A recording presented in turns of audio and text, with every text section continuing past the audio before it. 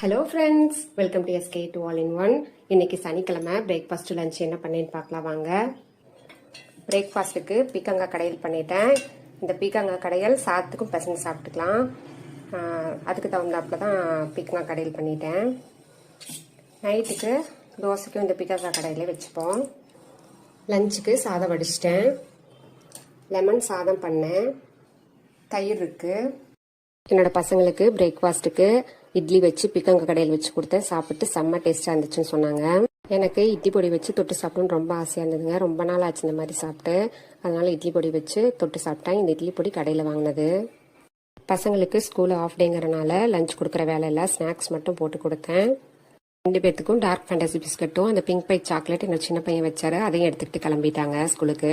என்னோட ஹஸ்பண்டுக்கு பிரேக்ஃபாஸ்ட்டுக்கும் லஞ்சுக்கும் இட்லி, பீக்கங்காய் கடையல், லெமன் சாதம், லெமன் ஊறுகாய் வச்சு பேக் பண்ணிட்டேன்.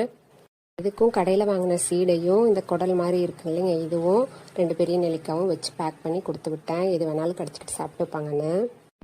இதுதாங்க எங்களோட பிரேக்ஃபாஸ்ட் லஞ்சு. அடுப்பு திட்ட க்ளீன் பண்ணி, அடுப்பையும் க்ளீன் பண்ணி, பாத்திரம் எல்லாத்தையும் தேய்ச்சி முடிச்சிட்டேன். எனக்கும் எடிட்டிங் ஒர்க் இருக்குங்க, நான் அதை பார்க்க போகிறேங்க. தேங்க்யூ.